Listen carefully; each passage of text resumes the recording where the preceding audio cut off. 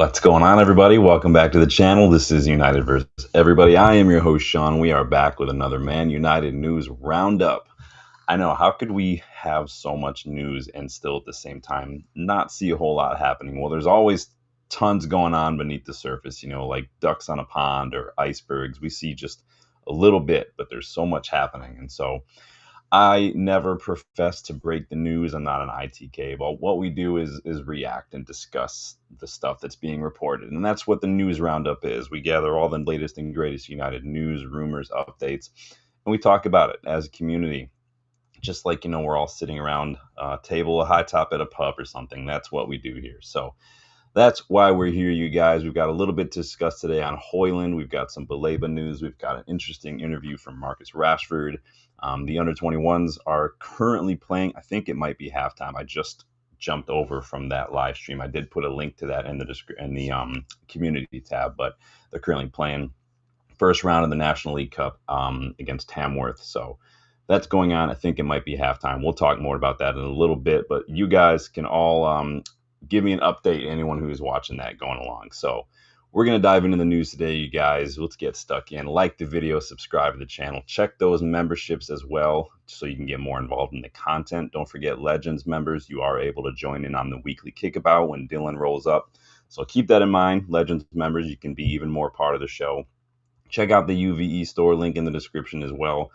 Tons of one-of-a-kind gear going on in there. You guys don't have to give any money to the Glazers, and it's not that expensive, and it looks pretty kick-ass. I'm not going to lie, if I do say so myself. And the third kit dropped yesterday. If you guys don't want to drop an arm and a leg on that, go check out GoGoalShop. There is a code in the video description. You got to scroll down to the bottom, but you do get $5 off if you use that code to register at GoGoalShop. So keep that in mind as well.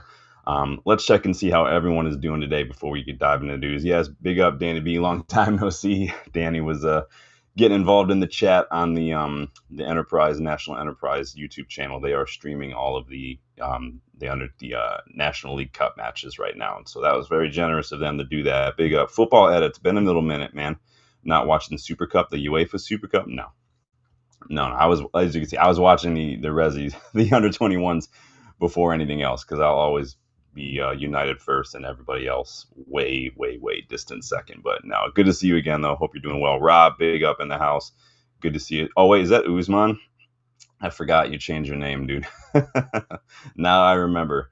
But big up, Usman. Hope you're doing well. Hope the family's doing well. Big up, Rob. Good to see everybody again. The basics, how are you? I'm here, but I'm not here. I don't know how to answer that. High, but not high at the same time. Welcome back, everyone, though. Kicking things off, we did learn our first opponents in the Carabao Cup this season. So obviously we enter in the second round, and we were drawn away at Grimsby Town. I feel like it's been a little bit since we've gotten like a lower league draw. We've gone through some tough draws. Obviously we went out to Fulham last year in one of the cups, knocked Arsenal out of the FA Cup. So that's always great, but it's been a hard time. I mean, hopefully we won't go the Liverpool route and get knocked out by lower league competition. No offense. Actually 100% offense intended there. But again, we enter the competition second round. Most of our Premier League rivals, I believe, enter the competition in the third round. So good away days. I do love going to kind of the lower league, the Championship, League Two kind of sides. Going to Crewe, the first time I went to United to see Salford play Crewe at Crewe was awesome. I love it. I love going to Salford. Justin and I went this past year. I'm going back in December with Dylan, so he and I will go check that out again. So I love it, man. I love those old grounds. I kind of love the natty pitches. I love the close quarters. I enjoy it. I do enjoy it. So maybe that's just me. It feels like the closest thing I can equate it to here in America would be like going to like a high school football game, like in a town that loves its football, like down in like Texas or something. Like that's what it kind of feels like. So let's see how everyone's still doing. Is the play still suspended? All right, we're gonna get into that because but yeah, so Grimsby Town, second round Carabao Cup, that's who we're doing right now. So is Chevalier playing? Big up, Agile, good to see you. Dang, they just popped him right in there, just no love. We'll talk about Donnarumma as well, but that's some crazy stuff, man. Jeez. Let me get to Rob says Grimsby, the place is on hard times. Used to be a huge fishing port. Interesting.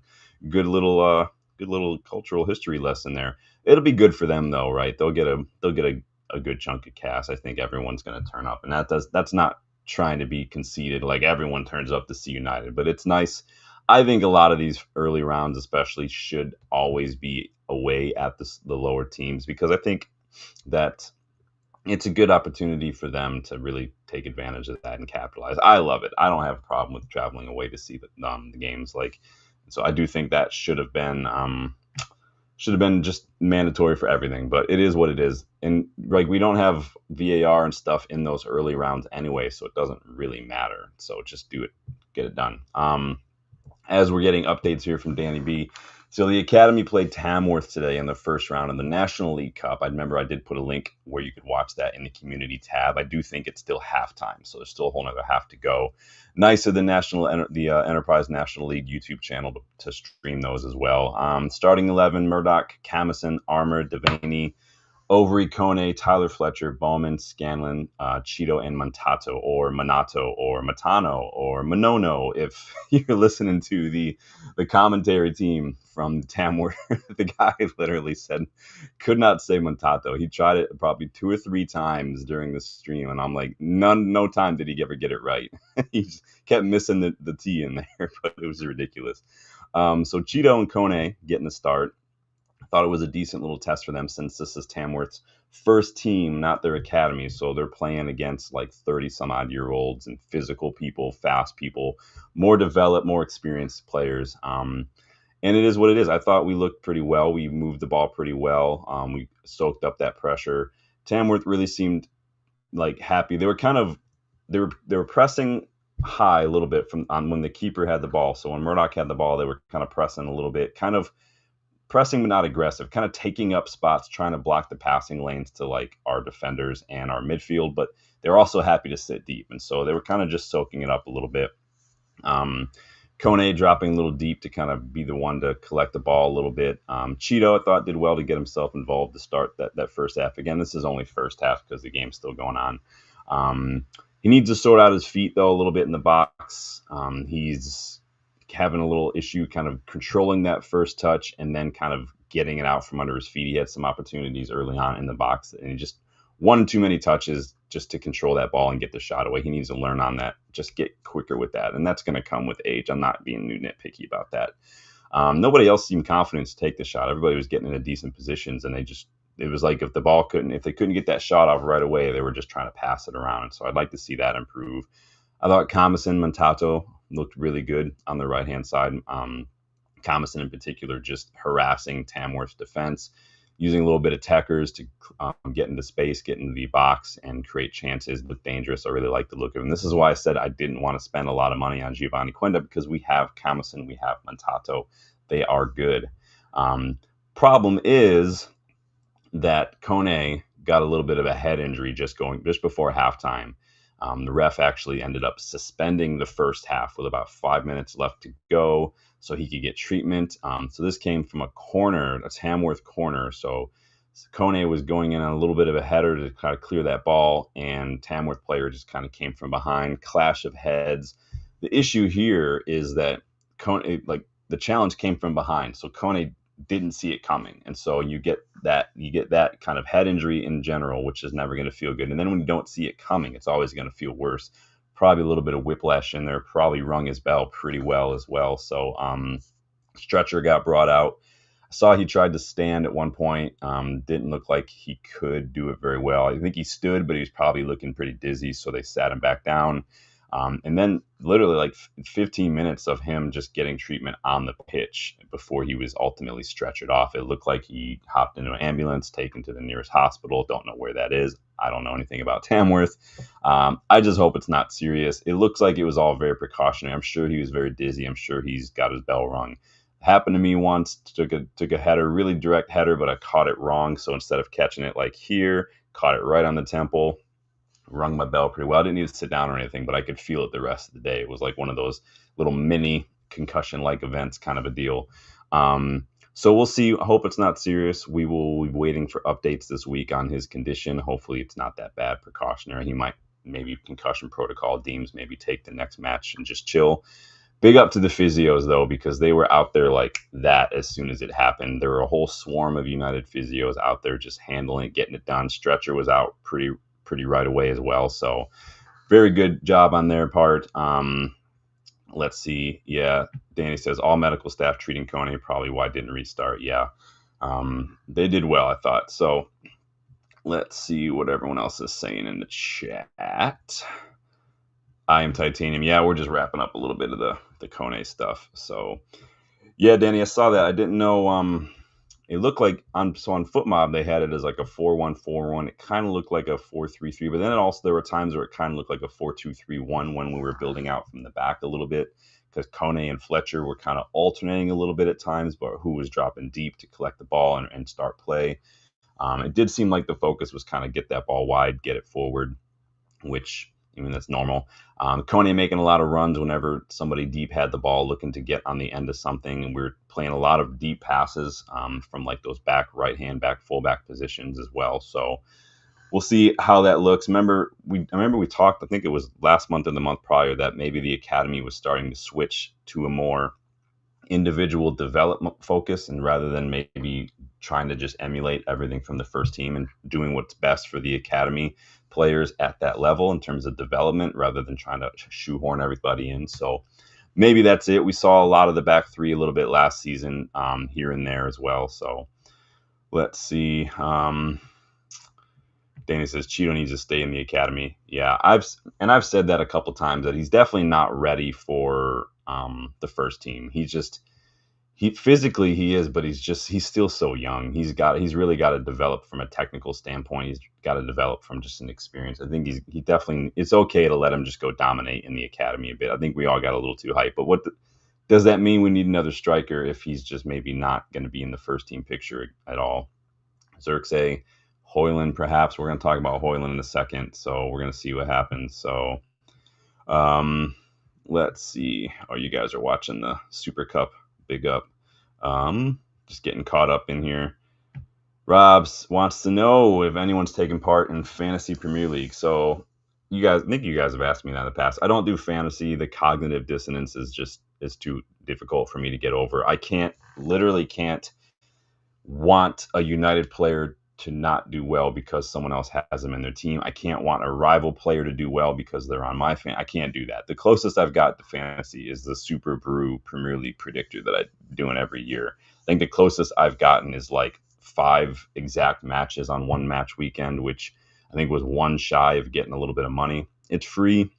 You can go on and do it. You just predict the scores from all sorts of leagues and competitions every single round. And then, if you get like 6 or 7 exact matches, you get some money. If you get all of them right, you get a ton of money. So it's a fun little thing. That's about as much as I'm going to do though. But it's just, I don't have time to keep up with fantasy. I've just had bad experiences with fantasy sports in general. Not only, again, there's a cognitive dissonance too much for me, but I haven't had the fortune of doing a whole lot of fantasy sports with a group of people who actually pay attention and take it seriously. So it quickly just falls apart. So it is what it is. I tried fantasy NFL. I've tried fantasy Premier League once. It's difficult. Everybody's really, in my opinion, everyone's really got to be on top of it. So it is what it is. Agile says, I start them and then I forget about it, and then my points are crap. See, you're one of those people. I'm definitely the kind of person where if I'm committed to it, I'm committed to it. If I can't commit to it, I just don't do it. And so I don't like to do stuff like that halfway. And that's not a diss on you, Agile. I just it's hard for me to. It's like if I'm not going to try, then there's no point in doing it. So it is what it is. Chow View, welcome back. Spurs are going to win 2 trophies in 3 months. Well, we won 3 trophies in like 1 month already. So come at me. Lyle Wilson, big up, Lyle. Good to see you again, man. Hope you're doing well. I always love the avatar when Lyle pops up, man. It's one of my favorite shows. I know it's a bit childish. It's definitely more of a political, cultural, almost like a satire show. If anyone's ever watched the Boondocks, it's pretty hilarious. Justin and I love it. We did not help combat any negative stereotypes of Americans on the overnight flight to Manchester the first time, because we were watching episodes of Boondocks on Justin's phone and just dying laughing in the middle of the night. I'm sure all the people who were traveling back home were not happy the stupid, loud, obnoxious American kids. I say kids. I was like 37, so it is what it is. Um, but big up, man. Rob says, "Come on, Sean. You know you want Van Dickless in defense. I don't want Van Dickless anywhere. I don't want him selling pies in the turnstiles. I don't want him checking for the bags for anything in the front. I don't. Yeah, Van Dickless is a joke, and he looked absolutely horrendous in the Community Shield, man. Usman says he's very injured. Yeah, we were talking about that a little bit. We'll see how he does, man. Hopefully, we're waiting for some updates. It definitely looked just like he got his bell rung a bit with that clash of heads on the corner. But let's move on. You guys keep getting involved in the chat, talk amongst yourselves, do what you got to do. Make sure you like and make sure you subscribe. And if you are new, you guys, United just announced today an official partnership, new sponsor, new commercial, whatever. And we're partnering with Coca-Cola. Don't know if you guys saw that. This is a 3-year deal. Looks like it was orchestrated by Mark Armstrong. Remember that partnership guy that we nabbed from PSG? If you recall, we did a little bit of a deep dive on him several months ago when we made that move. So already working hard. I feel like we're going to get some more similar announcements yet. We still need a new training ground sponsor as well. We're always looking at partnerships and stuff.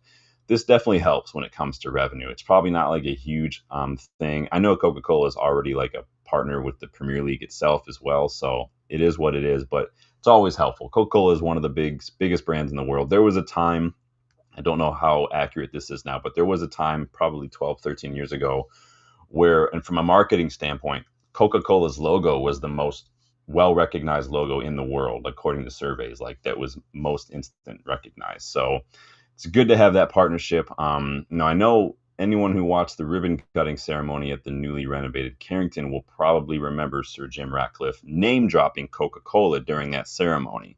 So if you guys remember, he said, we're a big brand. We're up there with Coca-Cola and we're up there with Apple. I don't know if that was another telltale sign. Spoiler alert for our next partner. It would be pretty legit to get partnered with Apple as well. Give me some of that money. That would be legit. I don't know how I feel about like an Apple logo on the front of the shirt. You guys let me know if that's something. I mean, we got TeamViewer, or not TeamViewer, Snapdragon, so it is what it is. Lyle says, oh yeah, I was wondering what that commercial guy was up to. Yeah, he does a lot. That's basically what he does. He's trying to find not only new partnerships, but new and like innovative ways to partner that aren't just like, hey, put your name on the jersey, sponsor this or that, like official stuff. It's different types of things, kind of groundbreaking, innovative sponsors. So we'll see how it goes. I Am Titanium says, the game is abandoned. Is it? Interesting. Somebody let me know what's going on. So new partnership. I don't think that'll be the last one we see here. Like I said, we still need a training ground sponsor, and that is definitely worth a bit of money. And so everyone's going to want to jump on board. It's Manchester United. It's a brand spanking new training ground. Everyone's going to want their name attached to that.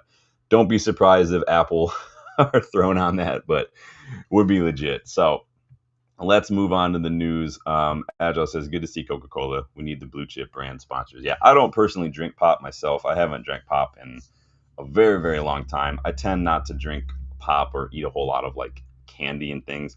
I love ice cream. I really shouldn't have it because I can't really deal with the cream, my stomach doesn't like the cream. I do love baked goods like cookies, brownies and stuff. Absolutely love it. Carrot cake, German chocolate cake. Love it, love it, love it. Plain cheesecake, just plain New York style cheesecake, one of my favorite things in the world. But yeah, never big on candy, never big on pop. I think it had a lot to do with like, there was one dentist trip when I was younger, because my sister loves candy. She used to love pop. And we went to the dentist and she had like a handful of cavities in one visit. And it was like traumatized. I was like, I don't want to deal with that ever. So I try to take care of my teeth if I can. I've only had like 2 cavities my whole life, which proud to say, but when you lose them, you can't replace them. So it is what it is. But yeah, so anyone who does drink Coca-Cola, let me know. Coca-Cola, even when I did drink pop when I was younger, it wasn't really my thing.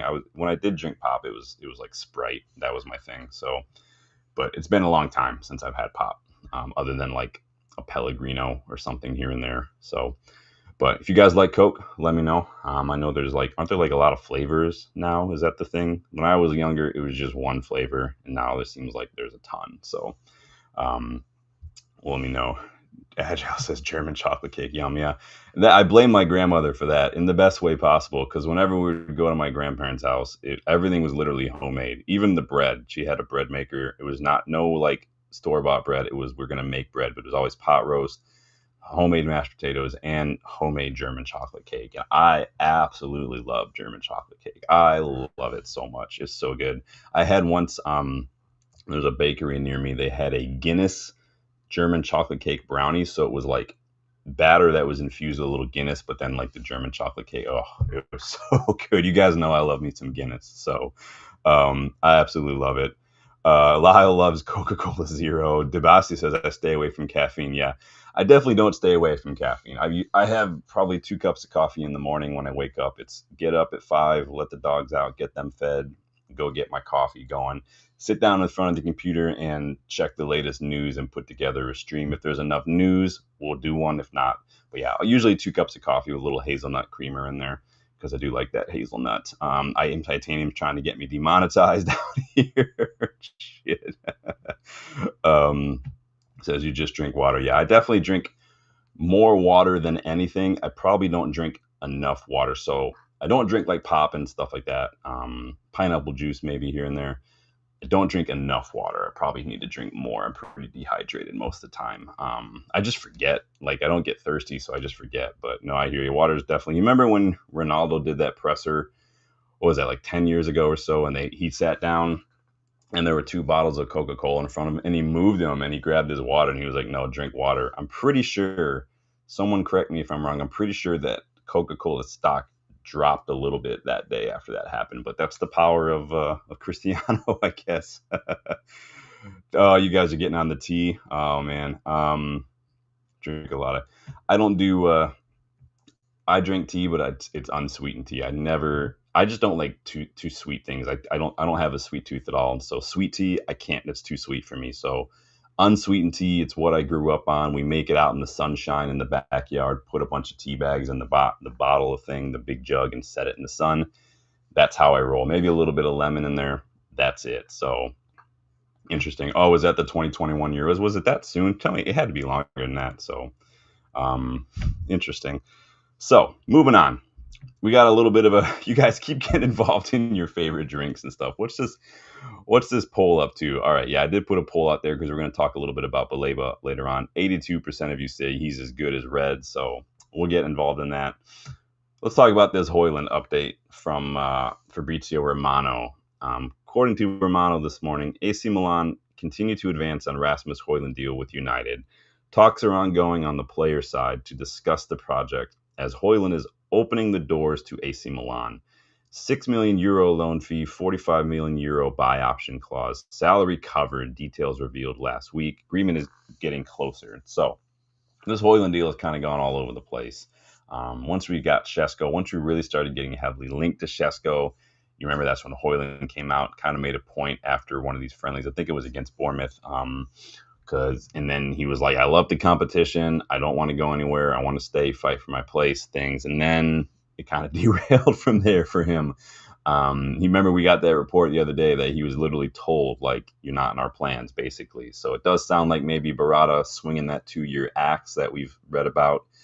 But if he's opening the door, it sounds like Højlund's read the room a little bit, and he's starting to think maybe about more what makes sense for his career, for his individual development. He had a decent time at Atalanta in Serie A. He was still very young, still developing. Remember, he wasn't supposed to be even Atalanta's top striker, like their main guy. He came in when I think it was Zapata got injured, and then the way they played just suited Højlund. Very quick, hit him on the counter. He had some excellent moments there. And even his first year at United, good. But sounds like maybe getting more minutes at a club in general and in a league maybe he's more used to is maybe the better route. So what do you guys have to say about Højlund? Gavin Underwood, welcome back. How do you know what's innovative about the deal? About what deal?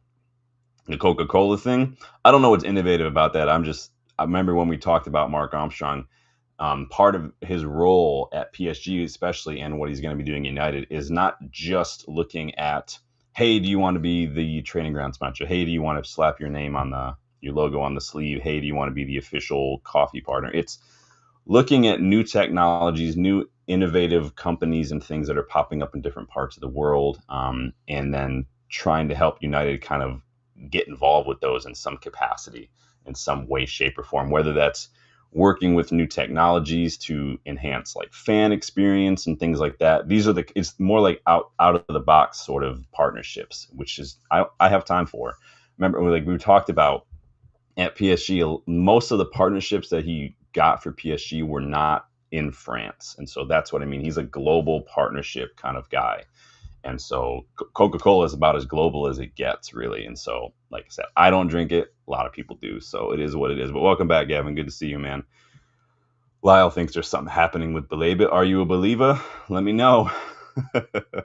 You got carbonated water is bomb. Strawberry flavored sparkling water. Big up. Yeah. The sugar, the sodium, that's the thing that gets you. Interesting.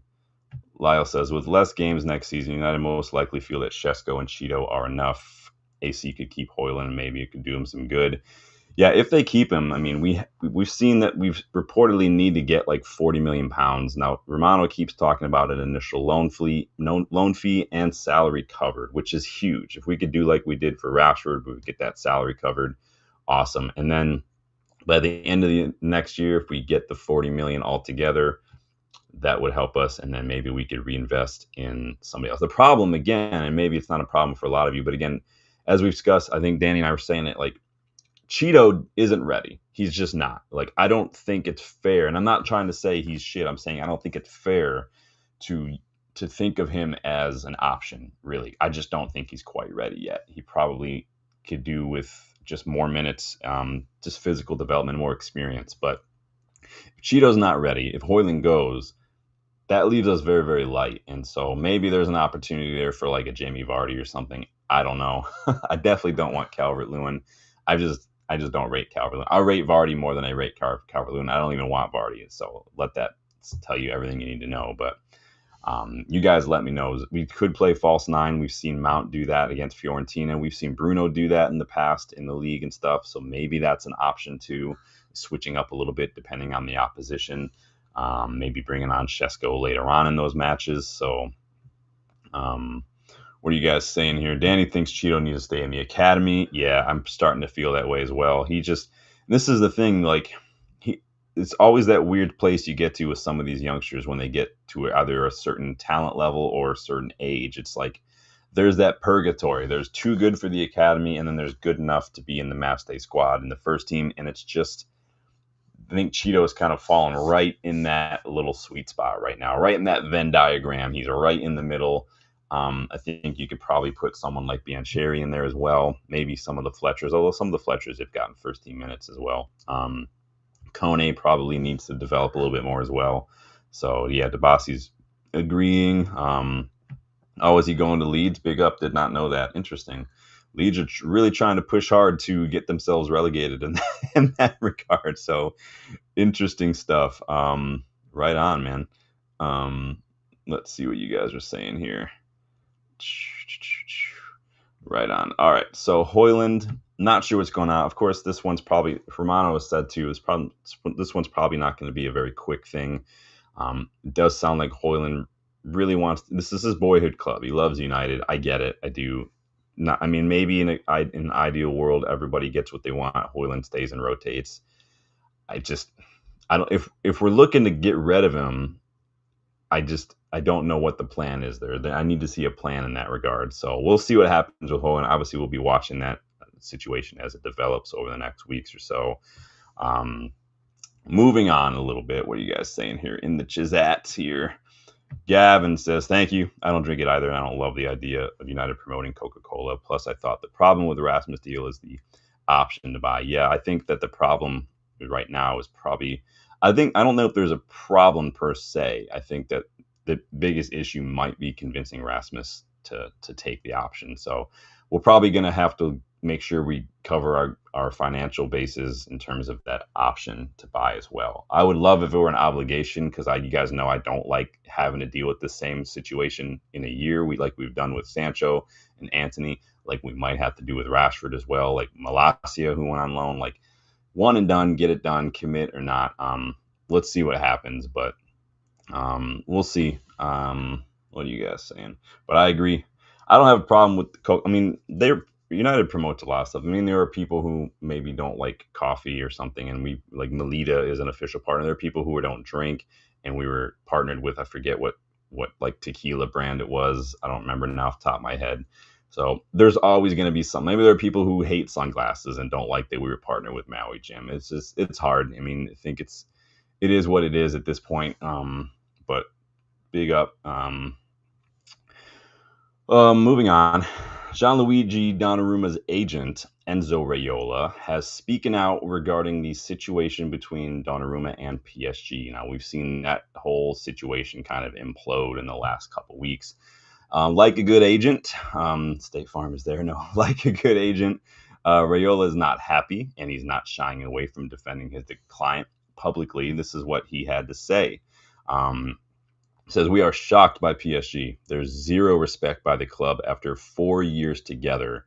We will consider the situation also with our legal team. Gigio was even ready to reduce his salary, but PSG changed the conditions again. Maybe in Premier League, there will be clubs who will be able to pay what's needed. PSG are asking for big money. They talk about respect, but it's only about the money. Interesting stuff coming from Donnarumma's agent there. So he's ready to reduce his salary, allegedly, but then Raiola also claims that PSG are asking too much money. Is 26 million, which is the reported thing, the fee that I've seen reported, is that too much to pay for kind of what I would deem in just an all right Gianluigi Donnarumma? Remember, we put up his numbers from the last 4 years against Sen Lamon's numbers from last year when he was one of the best keepers in Europe, and they did not stack up all that well. If we're being completely honest, you guys saw all of them. How much is he willing to reduce his wages? Because I think for me, like the fact that I don't think he's as, remember, I never said he's bad. I said I don't think he's as good as a lot of people seem to think he is. I think if he wasn't at PSG, it would be different. But the wages, he's on 250K a week at PSG, going up to potential 300K with bonuses, and I'm just not comfortable with that. If his numbers were a lot better, if he had Sen Lamon's numbers, cool, no problem, we'll talk about it.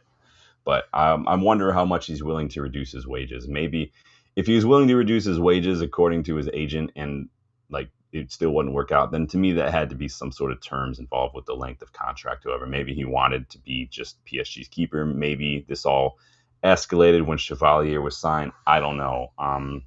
Now his agent also says, as you can see, they're working on a move to the Premier League. But I think that Romano, he came out today and said, like, United, we are informed, but we are prioritizing Carlos Baleba right now. We're not looking at the keeper situation heavily. Again, I still say just go get Sen Lamons just to have him. He's almost half of what you're going to pay for Donnarumma, and his wages are going to be peanuts compared to Donnarumma. Heck, I could even probably pay the kid's wage for a year at this rate. Like, he's probably not making anything. You could even loan him back to Antwerp if, for next season, like Liverpool did with Marmardashvili, and that wouldn't be a problem. Marmardashvili is literally the same age as Lamons when he went on loan. So, Lyle says, we'll see if AC triggers the option. We have a horrid record of selling players. Yeah, we are shit when it comes to selling players, man. Agile says, I love taking care of my ex's chihuahuas. Interesting. Debasi says, Donna would have saved one goal at least from Spurs. Well, I mean, there's only one goal in that game. But, yeah, I mean, anybody could have done that. That was just a horrible, horrible goal to concede. I don't know what Onana was thinking. I say that many times, I feel like, when I watch Onana. I thought the defense was not great, too. I think Shaw was pretty much at fault for that, too. And that's what I'm saying. Like, yes, Donnarumma's better than Onana, so cool, step up in that regard. But is he good enough for me to be like, okay, we're good for the next 5, 6, 7 years, don't have to worry, and we're paying him like 250K a week? That I'm not quite sure about. We'll see. The price is fine. I don't mind the price necessarily. 26 mil, if that's what I've seen reported. I don't mind that at all. But again, I'd rather go get Sen Lamons, especially if we're going to get stuck with Onana, because we can't have Onana and Donnarumma in the club at the same time. That's messed up. I did see somebody mention, I forget who it was, that Onana might play in this. Apparently, this friendly against Leipzig is behind closed doors now. Is that a thing? I don't know what the point of that is then. I really don't, because isn't the point to knock off some of that money from the Shesko deal? So why would you have it behind closed doors? I don't get that one, but it is what it is. Lyle thinks Donnarumma is going to City. Trafford, yeah, I don't get that either. Why would City? They've got Ederson still. They just signed James Trafford. Why would you go get Donnarumma? Why would Trafford? That's like Baleba going to Chelsea, and he's like, "Fuck yeah, I'm ready." And then they go inside João Pedro, and he was like, "What in the ass? Fuck." Doesn't work for me. Let's see. Debasi's going to be happy if we sign Lamens. I'd be happy if we sign Lamens, because it's not even like, is Lamens ready to start? Just get him, just to have him, because the kid's a baller, man. Danny would be pissed if we lose out on Lamens. I feel like we've been saying that about a lot of players. Nippon, Cherky, the Cherky one hurt a lot. I really like Cherky. I think he could have fit us like a glove. Big up. You guys are... I love it. Yes, Rob, please, everyone, please hit that like button and subscribe. Get your thoughts into, as we're talking about Hoyling, talking about Donnarumma. Would you take Donnarumma? Do you think he's as good as people say? Do you completely disagree with everything I've had to say about Donnarumma? Again, I never said he's bad. I just don't think he's as good as a lot of people think. And I put up the numbers to show why I feel that way. But it's not me saying I'm right and you're wrong just because I've got the ring light and the camera on the account doesn't mean that I'm right. I definitely don't think that, but we'll see. Gavin says that supposedly to give Shesko match practice. Has he not been playing? Has Leipzig not been doing any friendlies? It is what it is. If it's behind closed doors and he needs practice, like, why isn't he going and playing in the National League Cup and just go let him play? He probably couldn't because he's not registered for that competition. But you get what I'm saying. Like, is he not ready by now? Agile says, I think Cherky would do well. Yeah, City just keep on rolling, don't they? They just give zero fucks when it comes to PSR and whatnot. Whether that's a good sign or not for the rest of the league, I don't know. But I'd like to think that maybe City will get that hammer. You know how I feel about that. I've said many times. I don't care about fines. I don't care about points deductions. I don't care about transfer bans. I don't care about relegations. I would be happy if nothing else, you just strip City of any trophies that they won during the period in question. Just take away the trophies. That's fine. Put them right back to square one. Don't have a problem with that. It leaves us pretty sitting high and dry, and like we're good there. Take away the treble, take away the Centurions, take away the records too. You want to take away Haaland's goal scoring records as well. I would be happy with that. We'll see how long he stays if his record is stripped from him. Debasi says, screw Cherky. He's a City player. He wasn't like 3 months ago. But I hear you. It's like instant tribalism. I'm here for it. I'm here for it, man. So, well, we'll see what happens with Donnarumma. You guys know going into the summer, keeper was definitely a priority for me. I do think Onana hurts us more than he helps us. And I don't just talk about his individual gaffes. Like, again, I cannot get that Gibbs White goal out of my mind. That haunts me in my dreams. But even just how he impacts his defense. I can't imagine what it's like to be a defender with Onana behind you, just constantly just caught between two minds no matter what, because you have no confidence in your keeper to come off his line, to not spill a shot back into the box. It's just ridiculous. And even just on the ball, like, we're told he's good on the ball. Like, again, Galatasaray match, I don't know what that was. I think it was Victoria Plizan. He passed it right to an opposition player. He does that shit all the time. It's literally like he's just not concentrating. It's like, I can't go in. It's just going to make me more ad right now if I talk about it. Oh shit. Lyle's got some updates for us. Youth match abandoned after serious head injury to Sekou Kone. Oh, wow. Serious. So they just completely abandoned the match. Shit. Hold on. Let me go see what's going on here. Hold on, you guys. We're checking on this breaking news here that Lyle just threw down. You guys can see it on the screen here. Match abandoned after Sekou Kone injury. My computer is being super slow. It's probably because it's hot, because it is crazy hot in here. And Twitter is apparently just being slow here. Let's see what you guys are saying in the chat here. We're doing a fact check here from Lyle. What is going on? Google Chrome, get your shit together.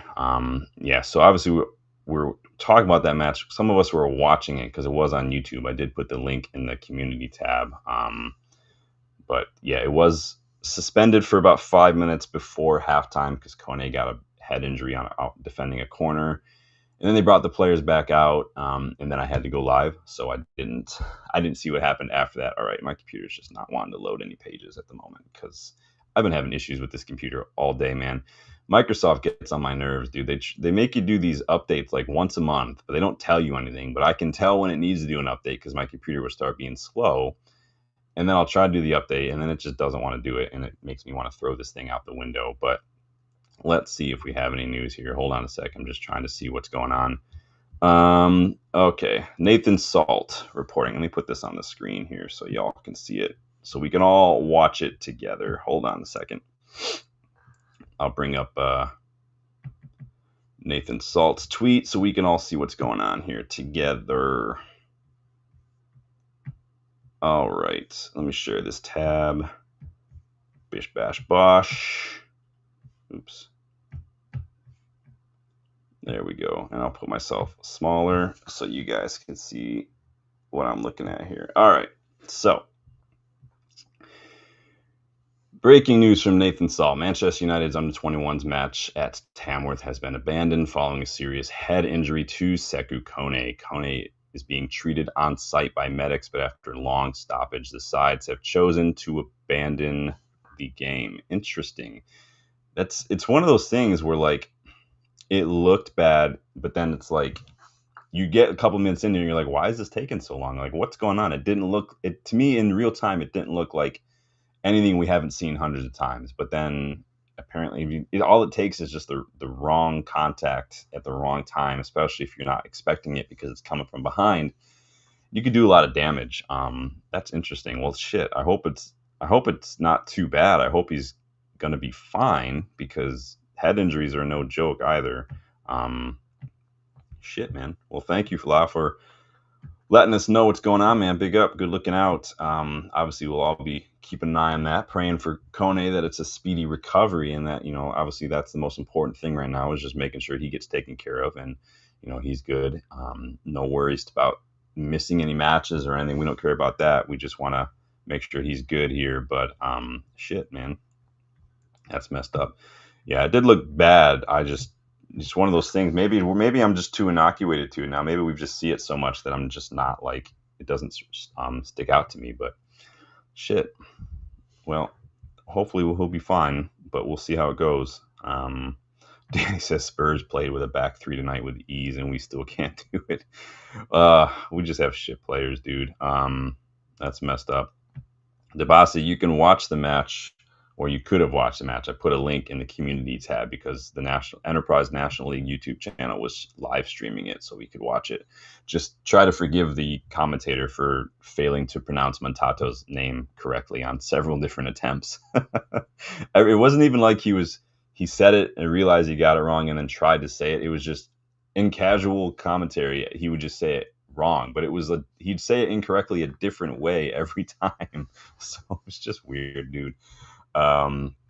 Yeah, it was so far away you couldn't really see it on camera unless you were really watching. I went back and watched it a couple times during the stoppage, but it definitely looked like it's a clash of heads. But the Tamworth player came from behind and got Kone, and Kone just had no idea it was coming, and so his head kind of whipped a little bit, and he just laid completely down right away.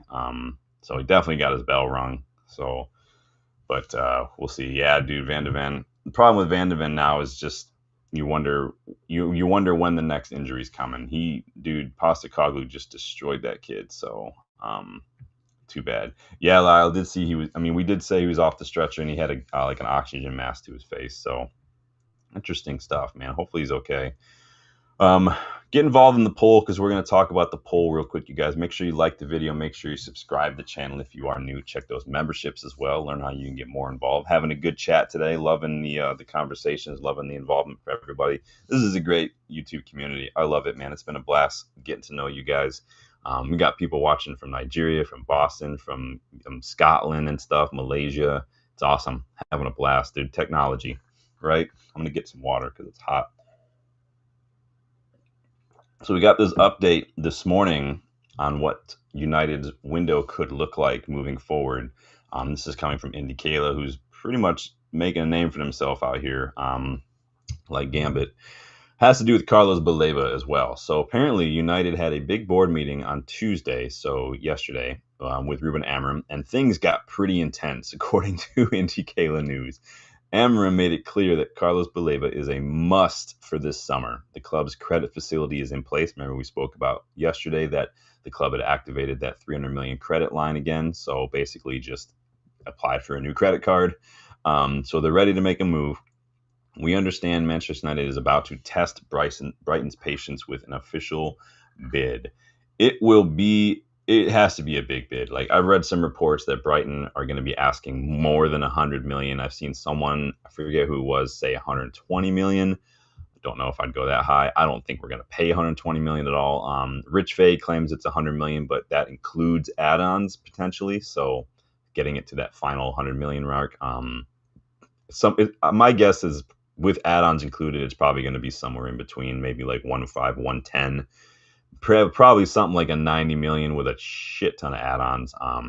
The claim from Indy Kayla is that the United bid is imminent. So who knows? If we're that confident, we've got that kind of upfront cash lying around. Again, we don't pay 90 million. We're probably going to pay something like 50, 60 million up front and then put off like the rest of it over the next 2 years, probably. But honestly, dude, if it comes to Baleba, dude, let's fucking go. Let's get it done. Go get a strong start to this rebuild. Front load that nonsense. Get it going. Start off on the wrong foot. Skip ahead a couple steps. Climb a couple extra rungs of that ladder to get us back to where we're trying to go. And then you can like just focus on there. It's good to go hard first and foremost. But yeah, Agile, we got the best group, man. I love it. It's awesome. I Am Titanium says, when was the last time you got intense? When I went camping. What do you mean by intense? I get intense when I watch United. I get pretty heated, especially if we're not playing well. Not just because, we're losing. I get mad. I don't mind losing as much as I do bad performances. I don't like bad. I can't abide bad performance. It takes a lot for me to get like mad or intense, but when I am, like, I can get pretty serious. Other than that, I don't get too bad. I'm pretty chill. Rob says, how does the source know it got intense? Always wonder. Again, we don't write it. I don't say it's 100% true, but Indy Kayla is kind of developing, I guess, as a semi-reliable, pretty like respected source these days. I was watching Stretford Paddock this morning, and apparently Indy Kayla, the whole group of Indy Kayla News has been around for a minute, but apparently there's a different person, and then it got picked up by some new person, then it got picked up by a whole new group. So it's different people than it used to be, and they've got connections apparently with guys like Ornstein and whatnot. So it's interesting stuff, though. Obviously, you never know what's right or what's not. We've got the different tiers of reliable sources and stuff. Most people lean on Ornstein and Romano. Romano, I still respect Romano. I don't like how clickbaity he's gotten a little bit with United stuff. He's thrown United's name and United players on his thumbnails a lot and waits to the end of the video just to mention us, and it's usually a nothing throwaway story. So he's done a little bit of that with Garnacho and whatnot, so I'm not too happy with that, but I get it. We are the Titanium says, did Ruben smash a TV? I didn't see any smash TVs in the dressing room when I was there this past January, but who knows? Heck, I almost smashed my TV watching this freaking team sometimes, man. So we'll see what happens. I asked you guys in the poll, will we sign Carlos Baleba this summer? 22 votes, 77% of you say he's as good as red. 23% say no, he's too expensive. If we sign Baleba, does that mean summer business is over? Is it dependent on selling players? Maybe Garnacho? I don't know. I think if Garnacho goes, I do think that is such a huge influx of cash that'll help us so much when it comes to putting down a down payment on Baleba. It sounds like I'm talking about buying a house, but we'll see. I'd still love another keeper because I don't know if we can. I would not feel confident going into the season with the same set of keepers. Bindier doesn't do it for me. You guys know how I feel about Onana. I feel like we need some new blood in there. And a keeper like Sen Lamens, who's got like the top 1% for claiming these crosses and whatnot, like that to me I would feel 100 times more confident. I would love like get Rio's thoughts or something. If you looked at those numbers and watched Sen Lamens and what kind of presence he has in that box, we're talking like Van der Sar Schmeichel level physicality in that box. What would that do for Rio as opposed to someone like Onana, who doesn't want to come off his line, who doesn't really ever seem fully comfortable and confident coming off his line, who's palming shots back into the box, who's playing these hospital passes out to his defenders? Like, what would be? I would love to just even if I don't need a whole stream interview, Rio, just answer me that question. What's the difference for you as a defender? Because fucking hell. Lylison says, Indicala as if Ornstein and Fabricio had a baby. News seems credible and clickbaity at the same time. I mean, it is what it is. That the account has grown immensely since. So interesting stuff, though, coming from Indicala. Let's move on to the next bit of news, guys. Keep getting your Baleba thoughts in as we keep going. I Am Titanium is out. See you later. Appreciate you stopping by. Make sure you hit that like button on your way out for me, my friend. Good to see you. Talk about a couple outgoings here before we talk about this Marcus Rashford interview, because I have thoughts on that Rashford interview. I'm sure you guys too. As we said the other day, gone a bit quiet on Jadon Sancho recently. There was a lot of Garnacho talk over the weekend. Haven't heard anything really about Antony. Haven't heard anything really about Sancho. But obviously we got a lot of Juventus links last month. That's gone quiet since they signed Conceição. There were also reports of a move to Besiktas, maybe a reunion with Oli, the manager who chased Sancho for a year, finally got him and then got sacked. Maybe that could be on the cards. Florian Pettenberg does not think that a move to Besiktas is happening anytime at all. This is coming out from Florian Pettenberg. Says Besiktas have inquired about Sancho, sounded out a possible move, but as it stands, the player does not want to join Turkish Super League. Juventus and Dortmund remain in the mix. Remember, we saw those new Dortmund links recently, although talks with Dortmund have cooled off. And so I don't know what's going on with Sancho. Weren't there Roma links recently as well? I don't know what happened there, but it just he could do a lot worse than Besiktas, in my opinion. I don't know. Did they qualify for Europe this year? I don't know off the top of my head because I don't watch the Turkish league a whole lot, but I don't know why he thinks he's in any position to be choosy. It's not like he's had a couple of brilliant years at United and now he can have his pick of any club. That's not how it works, Jadon. Still, though, as someone said earlier, we seem to be the club that just struggles to sell players because we are the architects of our own demise in many ways. If you look at that, just what we pay them, maybe the bad scouting and recruitment. Like, was Sancho the best idea? Probably not. Maybe we should have looked a little harder at some of his behavioral issues at his other clubs. Probably, I don't know, but we just seem to struggle to sell players. We have players that we can't really seem to get rid of until they basically let their contracts run down, or players that we just take a loss on. And it's really annoying being that club right now. I love us to get away from that. I mean, it starts with signing better players, but every other club seems to have no issue selling players for way more than they're worth, and we just don't seem to do it. I don't know what it is. If somebody out there is a former scout or former director of football, let me know, but it's freaking annoying, dude. Tabasi says, guy hates United but loves United's cash. Yeah, ain't that the truth? Says Sancho only cares about money, and it's starting to feel like that. He's got, a couple more years left on this contract now? Is that if I remember correctly? So he's gonna. I mean, again, that's kind of what I mean when I say we shoot ourselves in our foot there, because we didn't have to give him 300 whatever K a week, whatever it is he's on now, but we decided to do that. Didn't need to do that, just like we didn't need to do it with Antony either. There was no need to take a player from Dortmund and pay them that much money. There should never be a situation where a player from Ajax requires a 10 or like a cajillion% increase in his wages to join United. Antony should not have been paid 200K a week. It was ridiculous. So we don't help ourselves. Again, that's not on Ineos. That's not on Amorim. That's not even on Ten Hag, because Sancho was here before Ten Hag got here. That's on the people in charge of the club. Said it hundreds of times, and I'll say it till I'm blue in the face. The people at United who are responsible for the most important decisions at every level are the most incompetent people. They have been the most incompetent people. And it's freaking it's why we are where we are. And that's just the facts. I can't tell you that. He is probably the worst signing. If you look at just any aspect you want to look at that from, wages, fee, attitude, Output has not been there as well. Like it's just been so bad. Oh boy, we need to start doing what Fergie did and look at these players' personalities before we start really taking a look at their footballing. Fergie did that. He always looked at everyone's personality. Do you have a good personality? And so Lyle says we should just forget about Sancho, let him leave next season. Yeah, I mean he's got to go, dude. We've got to find a way to get him out of here.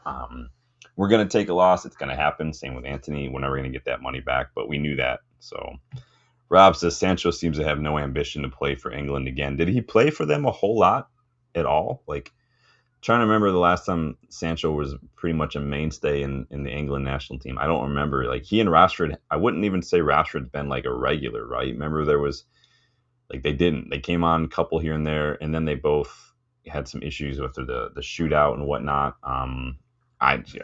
I don't, obviously I'm American, so not like I've got a dog in the fight when it comes to the England national team, but Lyle says Sancho is aiming for that signing on bonus next season as a free agent. I mean, if he wants to pull like the Garnacho and just not play and like whatever, man. Of the two, Sancho is definitely one that would be more helpful for us to get off the books because he's making like 6 times more a week than Garnacho. But again, we just can't seem to sell these players, and it's hurting us. But not as much as I thought it would, because apparently we just decided to just get a new credit card and just go ham this summer. So hey, what do I know, right? Oh, does he have England clap? Now those appearances, or they starts. I always want to make sure that I check if they're just like coming on as a sub or if they're full on starting 11, because that's a big difference. But again, I don't follow the English team as much just because I'm not English. But it is what it is. So moving on, you guys get your thoughts in on Sancho, because I mean I hate talking about Sancho this much because he's just it is what it is, the knobhead of all knobheads. But let's talk about Marcus Rashford for a bit while we're talking about English wingers who have turned into knobheads. So he was speaking, I think it was to Gary Lineker and someone else on this, the Rest is Football podcast. I don't know if you guys ever watched that, but kind of pulled back the curtain a bit on what he thinks has been an issue at United for the number of years regarding the culture, the environment, the stagnation, if you want to call it that. And it's something that I've said many times on the channel, in terms of lack of consistency, lack of plan, knee-jerk decisions in the market, complete lack of competency, structure, whatever you want to call it. Close your eyes, throw a dart, hit one, and you're probably going to get it right. This is what Rashford had to say, though, in terms of what's been going on. And so he kind of had a lot to say. He said at times United were hungry to win, but it was reactionary. If your direction is always changing, you can't expect to win the league. Again, this is what I've said. We went to a totally different, I guess, build or rebuild, a totally different strategy because we changed managers too frequently, and every manager was drastically different. And so you were starting over again from scratch every time, except we never let it get to the point where you started to reap the benefit of that, because it takes like more than 2 years for a rebuild, and we just didn't have the patience, and it all started to fall apart. Rashford says, people say we've been in a transition for years, but in order to be in a transition, you have to actually start it. The transition hasn't started. When Liverpool got Klopp, they stuck with him. They didn't win in the beginning, but nobody remembers that. I've literally said that many times. I'm not saying Rashford watches the channel and he's copyright infringing me, but I'm just saying, I hate using Liverpool as an example, but that's the best example I could think of right now. Is their 10-year process started with a very rocky 3 or 4 years under Jurgen Klopp. They were patient. They had a plan. They stuck with it. And this is what can happen. I know everyone wants instant results. Everyone thinks a rich owner is going to come in and they're going to get instant results. It just doesn't work like that unless you cheat or you get someone like Abramovich who just doesn't care, or Todd Bowley. I know a lot of you would take that right now, but I don't want us to be in a position where we're selling hotels or selling the women's team and having to do all these different things, and we're possibly getting hit by fines. Remember, Chelsea had to pay fines. Like, I don't want us to be in that position. I know it sucks, and I know it's a bit of a boring kind of naive mindset, but I just prefer not to be state-owned. I prefer not to have to rely on levers or shady stuff going on behind the scenes to get these things done. Rashford continued, said, to start a transition, you have to make a plan and you have to stick with it. This is where I speak about being realistic about what your situation is. We've had that many different managers, ideas, and strategies in order to win. You end up in no man's land. I don't really know what that means personally, but I get what he's saying, right? Again, same things that I've said many times on the channel. You guys know that you need to have a plan. You need to stick with it no matter how long it takes. You're not really even going to know if a manager is going to be the guy for a couple of years, probably, because the manager's got to have time to implement the system, weed out the people who just can't hang, and that's what we're starting to see with Amorim right now. Let's see. Jomo, welcome back, says, isn't getting rid of Rashford part of United's plan? I actually made that same point, man. It's ironic, that the proper rebuild sort of began by removing Rashford from the squad. So you're right there with me, Jomo. Ironic, too, since, again, Ineos are basically trying under a proper rebuild under Amorim, it seems like, for the first time in a decade. So I don't know, maybe Rashford just got tired of it. Maybe he got burnt out. Maybe he just wanted to go play for Barcelona or something while he's still young enough to do it. I couldn't tell you. It looks like Lewandowski is definitely on his way out in a year, I think. I read a report, I don't remember who, claiming that Barcelona were not happy that Šeško went to United because he was in their plan to replace Lewandowski next year. I still think Rashford, if he's going to start anywhere at Barcelona, it's going to be in the 9. I'm not saying he's good enough to start. I'm saying that's probably going to be the position. Depends on how he does. But it's ironic, though, that he also said in this interview that in England, players are just told to dribble. But in Spain, he says he's been shown that there's a time and a place to dribble, when not to dribble. And he's kind of been showing that kind of stuff. So blaming the English football for the fact that you just, every time you get the ball, you get your head down and you just run. Like that's English football's fault. So every manager, you're telling me every manager since you made your debut under Louis van Gaal has told you just to dribble. No one's tried to tell you anything different. Everyone told you pull out of challenges, throw your hands in the air, go drink in Belfast, go put off surgeries to go play for England. Everyone told you all that shit. I'm not buying any of that at all, but it's freaking annoying, dude. So let me see what y'all are saying here. Lyle says, Mark Armstrong will get us out of the financial troubles. He will bring in major revenues. I'm hoping we'll see what happens. Coca-Cola is a big snatch right now, so I like that. Rob says, Rashford became stale at the club. It happens. A move away will do you good. We'll see if he. It's one of those things. Like even at Aston Villa, I said I want him to do well. I want him to score in the Champions League because it just means maybe we'll get more money for him. Obviously, that didn't happen, but you want him to do well, and you wanted the Barcelona fans to embrace him because you want him to stay there and not come back. Gavin is off. Yeah, all right. Jarvis is doing his thing. Big up. That's funny.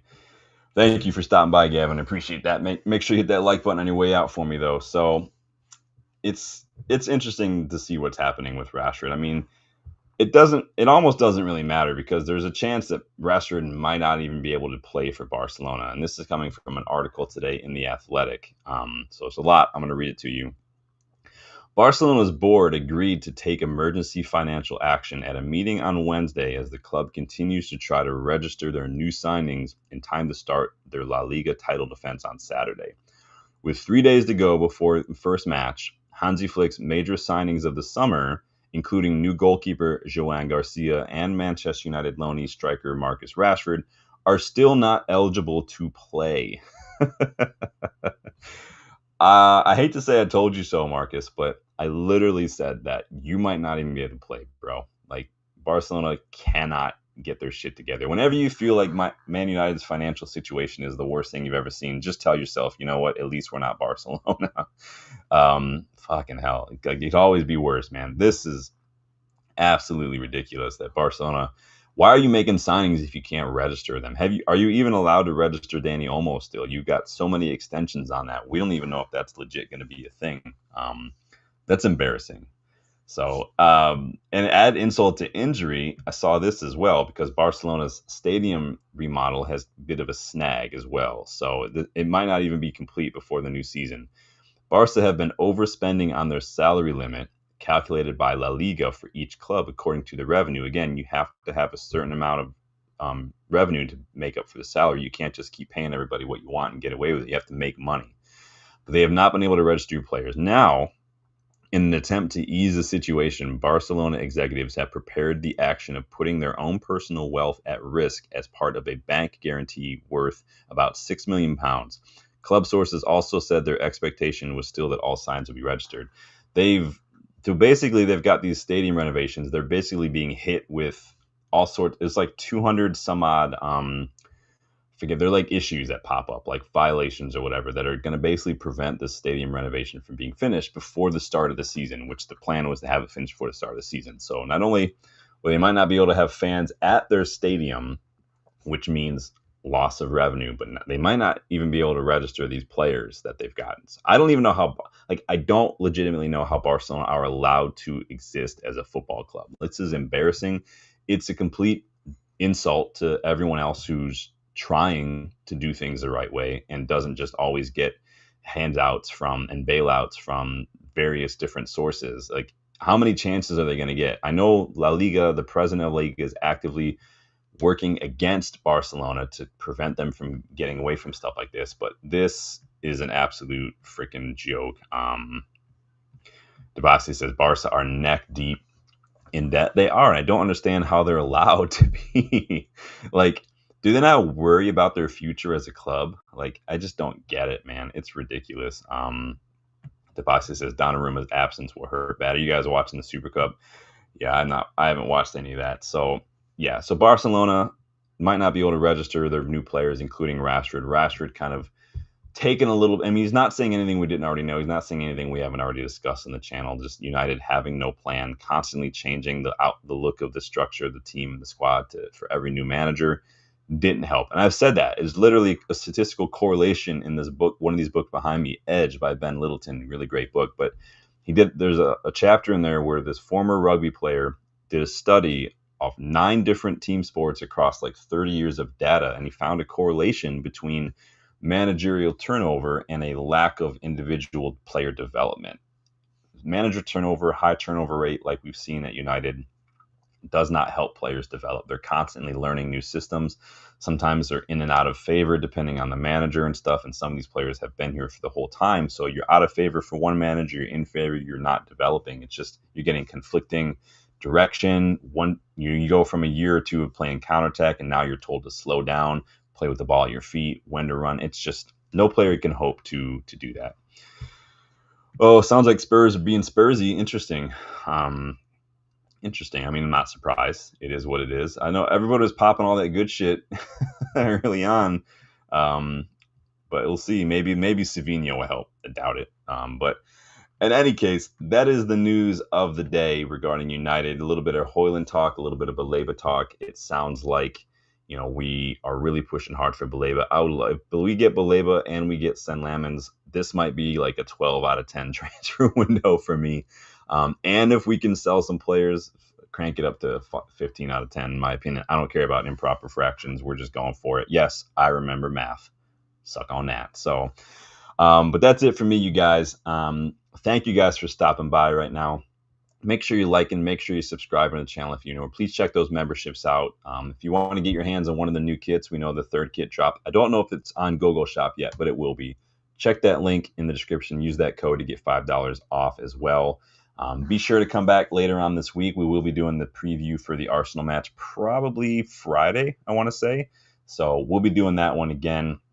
You guys take it easy. Thank you for stopping by, and I will see you guys on the next one.